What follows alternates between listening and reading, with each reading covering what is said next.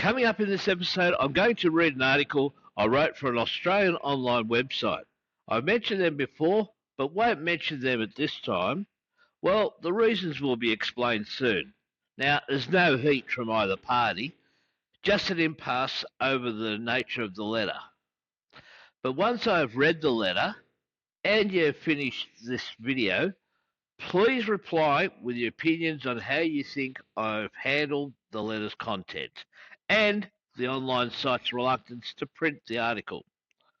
I'll write other opinion pieces for them in future, but I'll let them know that I will be reading this article, and they were fine with that because I'll accept the responsibility for any fallout. Here's the opener, and time to welcome you all.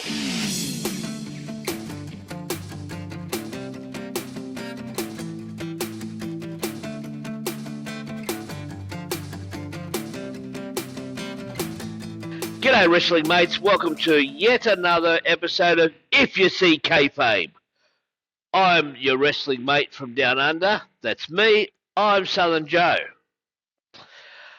A big thank you to Ken the Dazzler Dunlop for his time and his expert knowledge in helping dissect the Mr. McMahon Netflix series. It was the perfect way to get not only an Aussie perspective, but to get that from a legend of Aussie wrestling. One who knows his stuff. I often think about how a wrestler is considered over. You see some wrestlers that can be champions and big money in one company, but not so much in another. Like Bret Hart wasn't nearly as successful in WCW as he was in WWF. Yet Ric Flair was better known for his NWA and WCW stuff than his WWF stuff, even though he fits into more Mount Rushmores than Bret. The argument of who is the best ever can be a never-ending debate. Is it someone who draws gates like Hulk Hogan, even if he didn't have the same skill set in the ring and endurance of Flair? Is it Flair because of longevity and his ring work and promos? Is it Austin because of his merch sales and the incredible pop when his glass break and theme music always hit?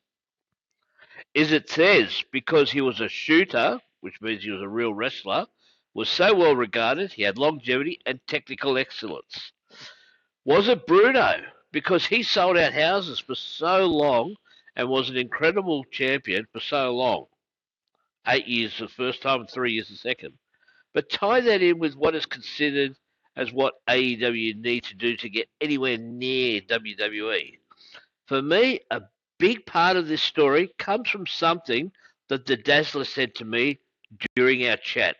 Listen carefully to this. Yeah, it could be, but don't forget, this is a business where you got to make each other look good. Mm-hmm. Look, if I'm wrestling you, I've got to make you look fantastic, and your goal should be to make me look fantastic. This is somewhat of a forgotten secret sauce. I remember someone once saying that a championship is only as good as the quality of opponents that you beat along the way. If you beat only schmucks, then that's like shooting fish in a barrel. Cody Rhodes and CM Punk were all over in All Elite, but have made even bigger leaps in WWE. The reason for this is that they are amongst a few wrestlers who truly understand that simple premise. Look at Punk. His first promo in AEW ended up with him identifying Darby Allin as the first test for him to find out whether he still had the chops after nearly a decade out of the ring. He was putting Darby over. And AEW hasn't reached nearly the ratings they had when Punk was there. That first appearance on Rampage, remember, that's AEW's number 2 show, drew a rating of 1 million people. The flagship show Dynamite hasn't popped in more than a year now, while Rampage gets about 20% of the audience it had for Punk. You are only over if you get enough people over and make it like you have climbed insurmountable mountains of opponents. Look at Hogan's first run. For 3 years or more, during that first title run, he faced opponents that were bigger and stronger and were built up as though, well, maybe tonight is the night Hogan loses his coveted title. There is a distinct lack of building wrestlers up. Where the best wrestlers wrestle is a good line to use an alternative for WWE for AEW. But the way to make that mean something is not about getting your moves in and getting a 5-star rating, but to make your opponent look good. Make your match mean something because you've beaten a quality opponent who posed a threat to your record, not a mate who you try to outdo in flips and tumbles. Many people want to make sure they get proper WWE merch. Now, there are two ways this can be done, and I'll show them to you now. Now, see here, firstly, you can type in WWE in your search bar, go to the shop link, just like it shows in this demonstration. Or, in this demonstration, use this code and go directly into the shop itself. Yes, it helps the channel. Please use the code and help a wrestling mate. Now, I'm going to read that letter that I penned as an article for a respected Australian wrestling website. I promise I'll find time before 2024 is kaput to put something else to them. But here's a serious request. I would like your replies on what you thought of this letter. Was I too harsh? Too soft? Do you agree or disagree with my content? All right? So here it goes. To Dave Meltzer. Mr. Meltzer, you have been one of the most prolific fountains of knowledge in wrestling history. You've seen more wrestling footage than perhaps anyone else in the history of wrestling. Your tributes to fallen workers is unsurpassed.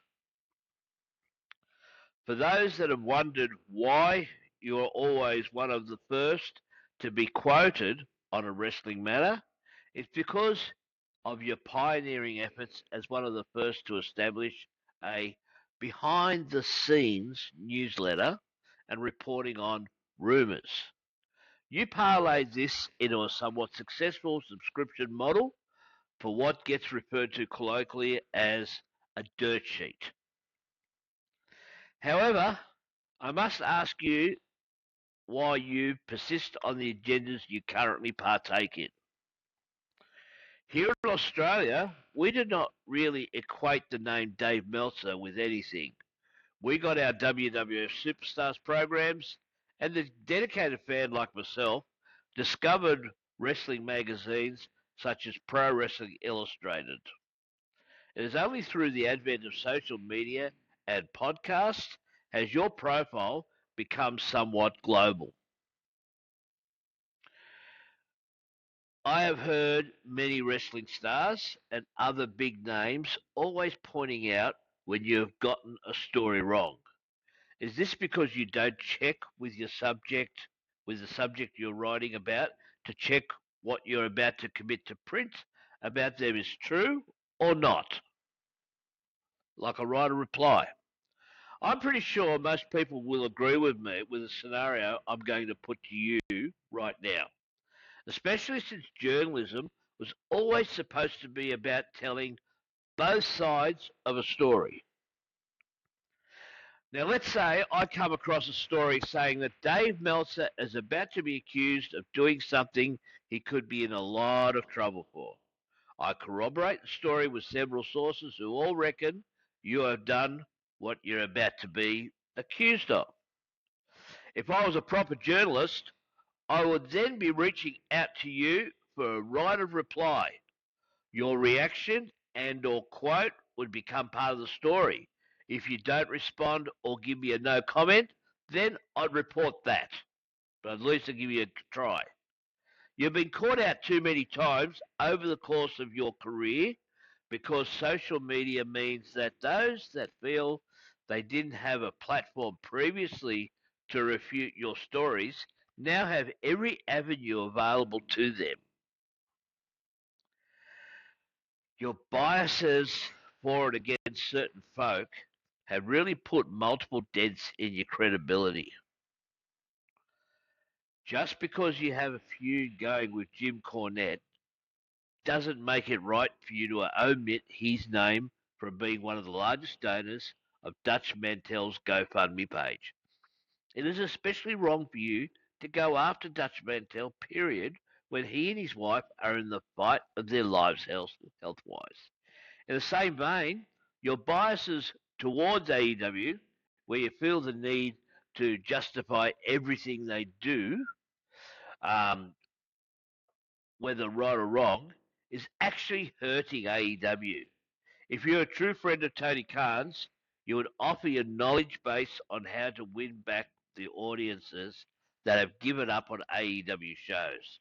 CM Punk's debut, which was on Rampage, came up randomly on my YouTube feed, and it looked like it had more atmosphere than a current AEW pay per view.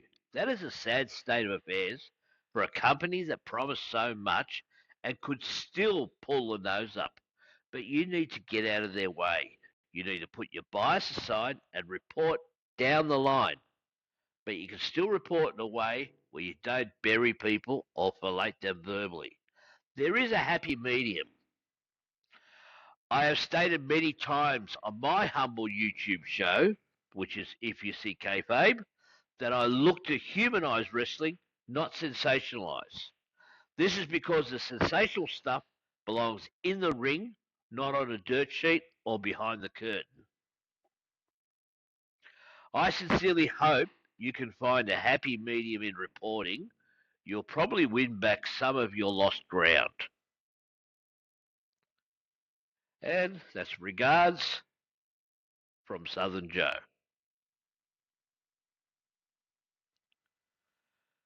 So please populate the replies, comments.